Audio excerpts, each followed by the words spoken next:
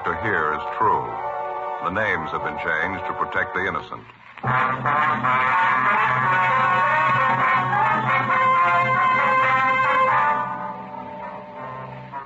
You're a detective sergeant. You're assigned a robbery detail. 2 convicts escaped from a nearby state penitentiary in the early morning.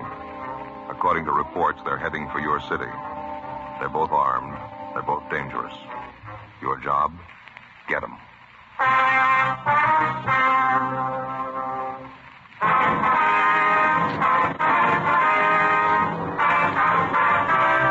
Dragnet, the documented drama of an actual crime. For the next 30 minutes, in cooperation with the Los Angeles Police Department, you will travel step by step on the side of the law through an actual case transcribed from official police files. From beginning to end, from crime to punishment, Dragnet is the story of your police force in action.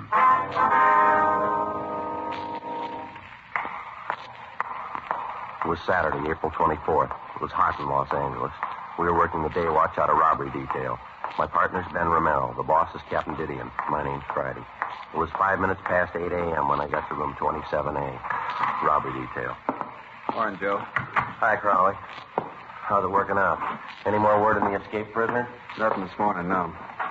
Captain likes to see you, Joe. Okay. Ben check in yet? No. Getting a little late. Guess he was held up, huh? Captain wants to see you right away. Some bad news, Joe. Oh, what's the matter? Maybe it'd be better if he told you. Oh, all right. Oh, morning, Joe. Hi. Do you want to see me? Yeah, come on in. All right. Sit down. Yeah? Got some bad news, Joe. Real bad. What's the matter? I know how much it means. I wish I didn't have to be the one to tell you. Well, tell me what. Sorry, Joe. It's about Ben. Something's happened. Ben? Well, what do you mean? We were notified about it early this morning. I thought about calling you. Figured it'd be better if I told you in person. Well, what's the matter? Is Ben sick? He's dead, Joe. Ben's dead early this morning. What? Yeah, sorry. Heart attack happened a little after 6 o'clock this morning. No. Got out of bed, started dressing to go to work, went downstairs to put a pot of coffee on, make some toast. Wife heard him fall. She went downstairs and found him. Already dead. Went fast. Look, I don't get this.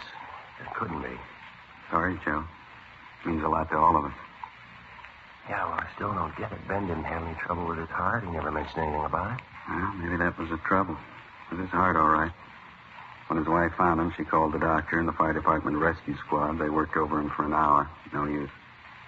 And his wife called me. Enough to tear your heart out. I can't believe it. What'd she say? Well, she didn't break out. Too shocked to realize it, I guess. Sounded apologetic. Said, "I'm sorry, Captain. This is Mrs. Romero. Ben died this morning. I thought you ought to know. Ben's dead." Oh, that's terrible. A lousy shame. Kept saying the same thing over again. "I'm sorry, Ben's dead. I thought you ought to know. Ben's dead." Yeah. Joe Whitehead and I went out there right away, tried to talk to her. Wasn't much use. Excuse me. I'm sorry. Well, you were with him a long time. Yeah. 11 years. The day I came on the job, they assigned me as his partner. You know, this is a tough one. It's hard to believe. Tougher on his wife. If it's all right with you, I'd like to go see her. All right. I wish I could give you the day off, Joe. I know what it means to you. The escaped convicts thing, I just can't spare you. Yeah, that's all right. I'd just soon work. I figure I ought to talk to Amy, though. Might help to take the edge off it for her, maybe. Sure. Go ahead. Joe? Yeah? I know what it is.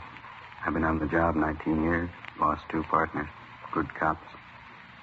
One of them was killed in the line of duty. The other one worked at his job until he dropped. It's the same thing, Joe. Yeah. In my book, they both rate medals. I left the office and went down in the elevator alone. I got in the car and I started over for Ben's place. I thought about what I was going to say to his wife. I thought about his little boy. I thought about Ben. 11 years I'd been working as a cop. And all of a sudden, it wasn't the same anymore. I thought about the first day I met Ben. I was a rookie. I remembered what he taught me about being a cop. I thought about how much I owed him. I thought about the thousands of cops just like him all over the country. The ones that came before us, the ones that'll take our place. I thought about their lives and their homes and their families, what they meant, what their jobs meant. I thought about Ben. 11 years. Stakeouts, the early morning watch, interrogations, office duty. You could cover it in volumes or you could write it in the back of an envelope. He was a good cop and he was a good friend.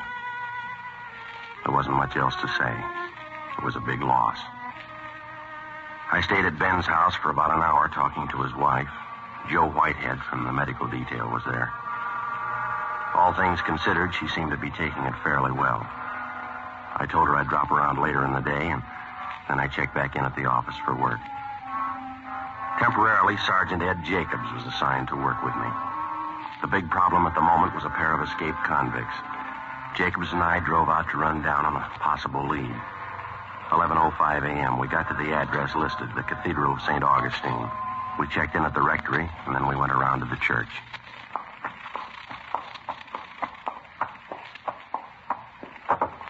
Go ahead. Okay.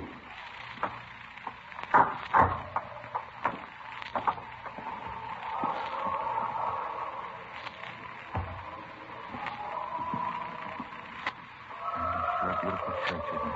Yeah, a nice choir, isn't it? Wonder if they're holding services. No, choir's probably just practicing. You see the priest around anywhere, Ed? Oh, yeah, there's someone over by the side altar there. Looks like the padre. Yeah, come on.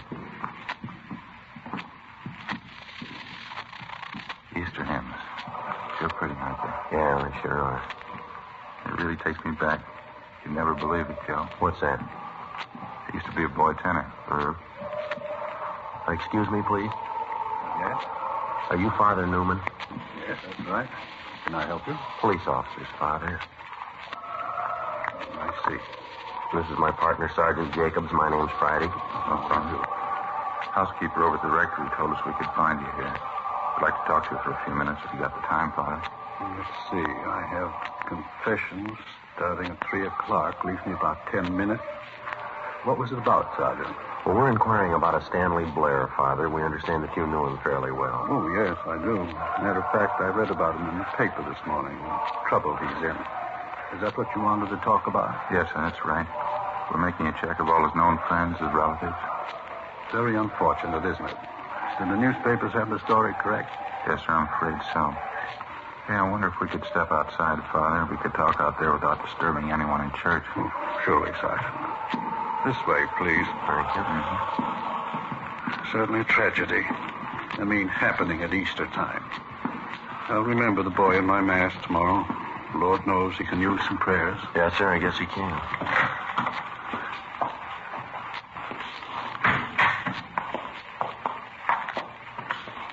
Here we are.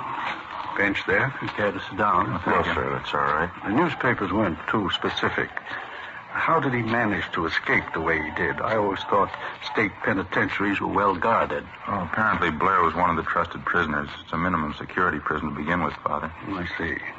I suppose Blair and the man he escaped with thought about it a good deal. According to the paper, it was well planned. When did they get away, last night? Oh, it was this morning. Prison officials figure about 2 a.m. They slugged the guard and went over the wall. Somehow the two of them got hold of a gun, held up a motorist on the highway and stole his car. That's the last report we had. Terrible. Do the police consider them dangerous? Well, they're armed, Father. Both of them were doing time for robbery. They've both used guns before. How about possible contacts he might have out of town, Father? Can you help us there at all? I'm afraid not, Sergeant. I think Stan knew some people in San Francisco. I don't know their names or addresses, though. I haven't any idea. Uh-huh. And there's no special person or place that you know of that he'd be likely to go if he heads back for Los Angeles? No, none I can think of. You imagine he'd be likely to come back here? We're not sure. Last report we had seemed to indicate Blair and his partner were heading this way. Prison's only about 40 miles away. Could be there in the city now. I don't understand. I mean, with all the police looking for them, why would they come back here? They probably figure they can find cover a lot easier than they could in some of the small towns. Sergeant. Yeah, Father. Do you think they'll have trouble taking Stan? I mean, can they take him alive? Well, we'll try our best to make it that way. It's like I told you, Father. He's got a gun. If he's cornered, there's a good chance he might try to shoot his way out. It gets discouraging sometimes. I try to help them. I pray for them. Young thieves. I only hope they're all as lucky as he was. How's that, sir? The grotto back there in the garden.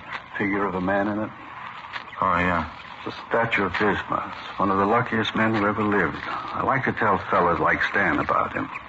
I don't think I understand, Father.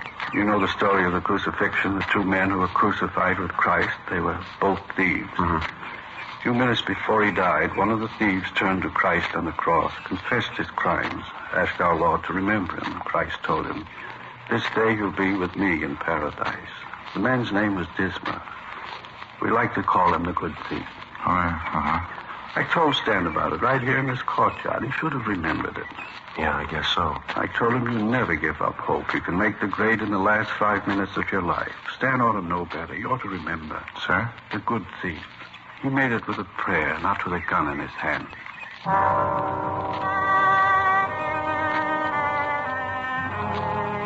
Before we left Father Newman, we gave him our card, and he gave us a list of 8 names and addresses, people in the neighborhood who'd known the escaped convict, Stanley Blair, before he was sentenced to the state penitentiary to serve time on his robbery conviction. 3:15 p.m. We met with Sergeants Max Herman and J.E. Crowley from robbery detail.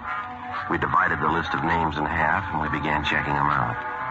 Ed and I didn't have much luck on our end. Most of the people we talked to told us that they knew Stanley Blair, but none of them had seen, heard from him, or knew anything about his activities or his family since Blair had gone to prison 2.5 years before. Stakeouts were set up at 2 of the hottest places. 5:20 p.m. Ed and I went back to the office. Crowley was waiting for us. No luck on our end, the same thing. Last they heard of him was when he was sent up. I guess that finishes that. Any late reports at all? Yeah, his teletype from the sheriff's office. It was waiting here when Max and I got back. Guess our hunch was right. Looks like they headed this way. Well, how do you mean? Somebody spot him? Just this side of West Covina. Held up a grocery store, slugged the owner. Got $23.40. Not going to take him far. Descriptions match out? Yeah, perfectly.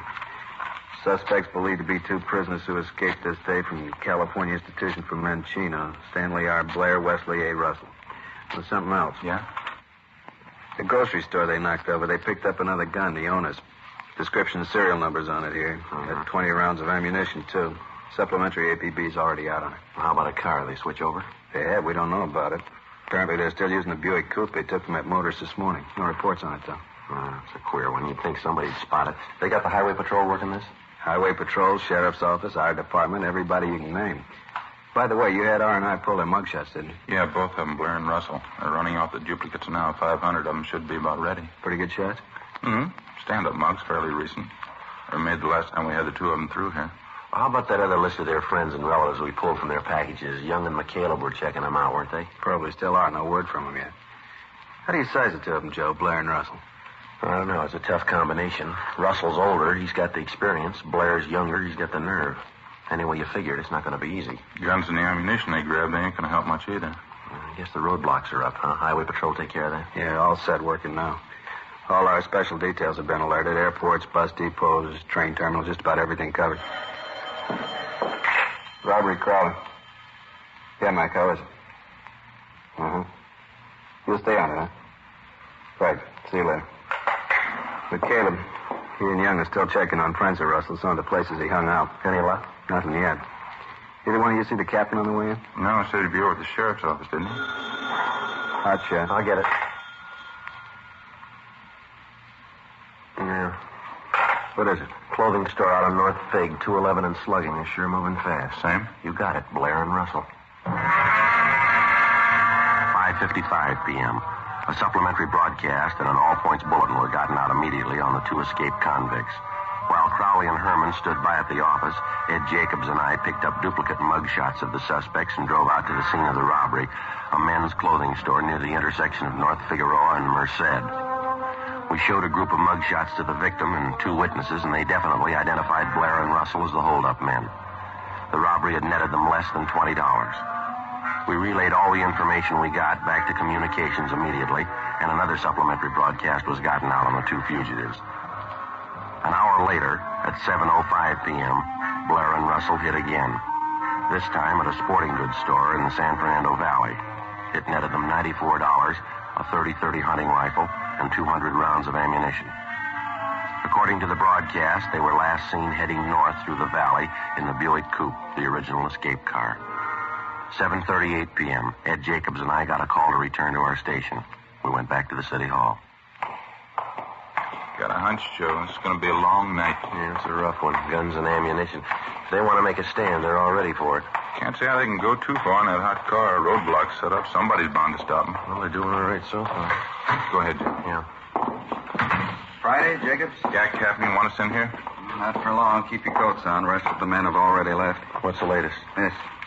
Communication from the Ventura Sheriff's Office. Blair and Russell were spotted just across the county line. Sheriff figures they got them boxed in. How close? A lot of territory, 20 square mile circle. Say they got Blair and Russell tied down inside and they're on foot. We're sending up men to help out. You're 2 of them. 20 square miles is going to take a lot of men. Well, if we need more, we'll get them. It's no easy touch. They're desperate. You heard the latest? No, what's that? Last place they hit in the valley, they served notice they're not going to be taken alive, either one of them. Well, that's good sales talk. What have they got to back it up? 3 guns and a load of ammunition. If we want to take them alive, they swear it'll cost us 10 men. They'll kill 5 cops apiece. You any ideas? Yeah. Let's make liars out of them.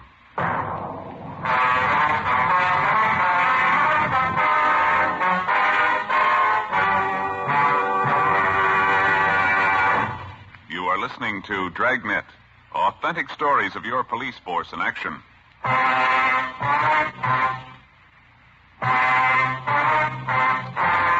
Saturday, April 24th, 9 p.m. Along with Captain Didion and a dozen other men from robbery detail, Ed Jacobs and I left the office and headed north up through the San Fernando Valley. The area where the 2 escaped convicts were reportedly surrounded was just on the outskirts of Ventura County line. On the way out, we stopped for a minute and I phoned Ben's house. His wife had been given a sedative and she was resting. Her folks were with her.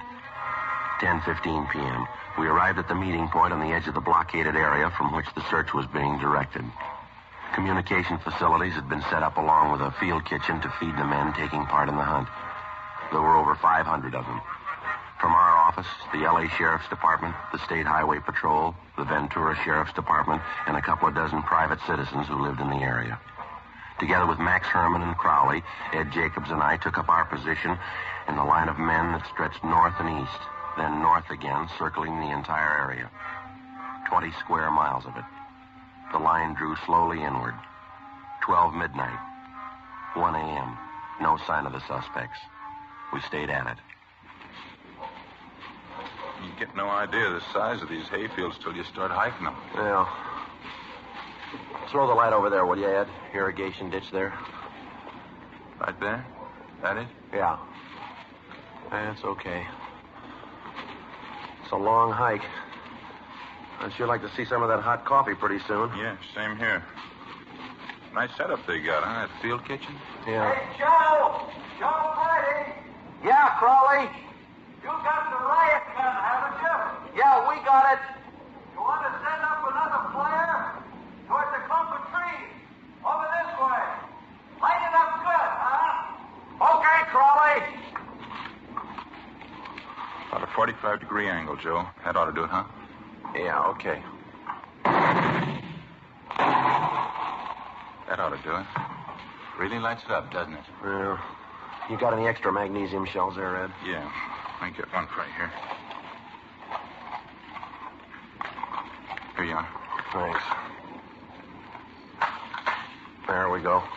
Friday, that you? Yeah, Captain, over here.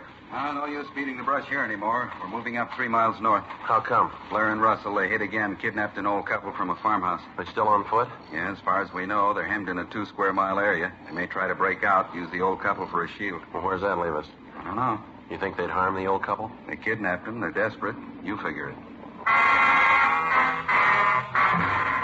1:45 a.m. All of the men in the search party were shifted north to the area where the 2 escaped convicts and their kidnapped victims were last seen. 2 officers were sent to each farmhouse in the immediate neighborhood to make sure that the suspects and their victims were not hid out or that they were being held as hostages. The officers were ordered to remain at the homes in the event that Blair and Russell might try to find cover. The searching party moved in slowly over the affected area. We knew for certain the suspects were still somewhere inside. 2:15 a.m. Still no sign of them. The lines drew in closer. 2:30 a.m. Can't be much longer, that's sure.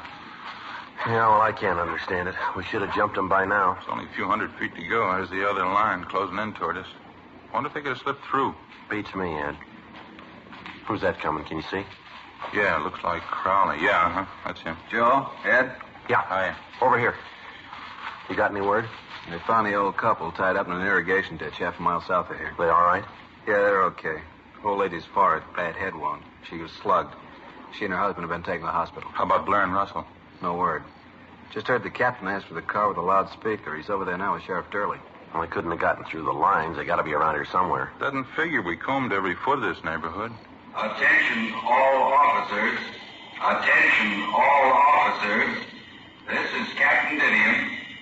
Return to your posts immediately. The search has been canceled. The search has been canceled. How about that? I don't know. Come on, let's find out.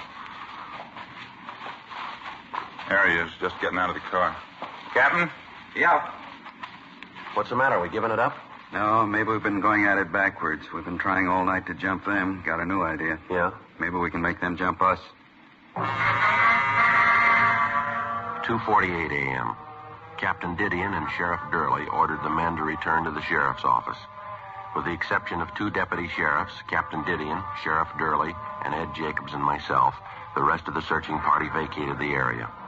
The plan was to give the general impression that the search had been called off in the hope that it might bring the suspects out in the open. Because of the darkness and the early morning fog settling over the terrain, we knew that the odds were all against us. Captain Didion and Sheriff Durley decided instead to try and lure Blair and Russell from wherever they were hiding out. Each of the small farmhouses in the immediate neighborhood, 8 of them in all, were already under surveillance. Each of the occupants were requested to park their cars in a conspicuous place outside their homes with the distributor heads removed. They were asked to turn all the lights off in their houses. In the event they heard anyone trying to start their cars, they were to remain indoors. Ed Jacobs and I were assigned to cover 2 of the houses. The other men covered the rest of them. The 2 houses that Ed and I were assigned to cover were separated by about 500 yards. We staked out in between the 2 of them. We waited.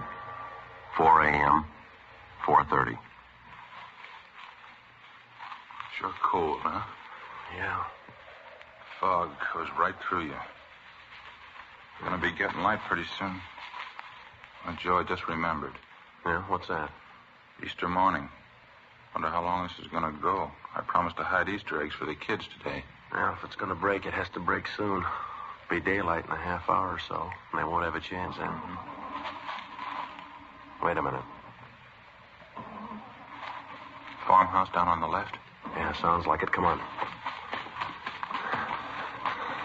Can you see the car? Wait a minute. Yeah. You cover the passenger side. I'll come up on the driver's side. And watch it. Joe, hustle. They're getting out of the car. All right. Hold it up. Police officers. Watch it, Joe. Blair. Russell. You haven't got a chance. Throw down the gun. All right, Ed. Let's give it back. All right, don't shoot, don't shoot. Throw out the guns. Come toward us with your hands open. Don't shoot, West. Do what they say. Come on out. Don't shoot, West. All right, come on. Keep coming. That's far enough. All right, cover him, Ed. I'll shake him down. Yeah. We'll break him. Look out, Joe. All right.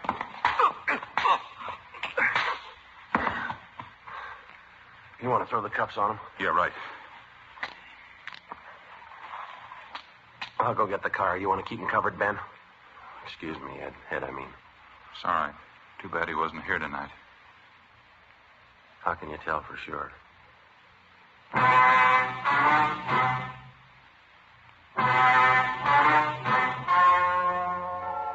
The story you have just heard was true.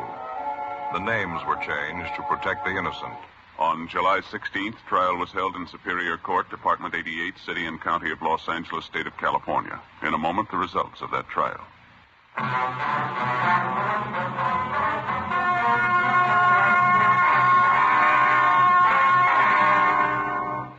Stanley Blair and Wesley Russell were tried and convicted on 3 counts of first-degree robbery and 1 count of kidnapping.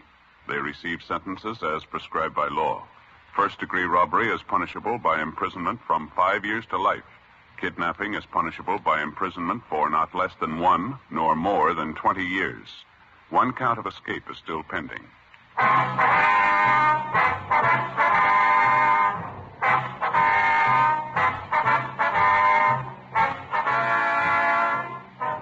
You have just heard Dragnet, a series of authentic cases from official files. Technical advice comes from the Office of Chief of Police W.H. Parker, Los Angeles Police Department.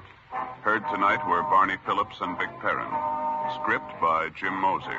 Music by Walter Schumann. Hal Gibney speaking.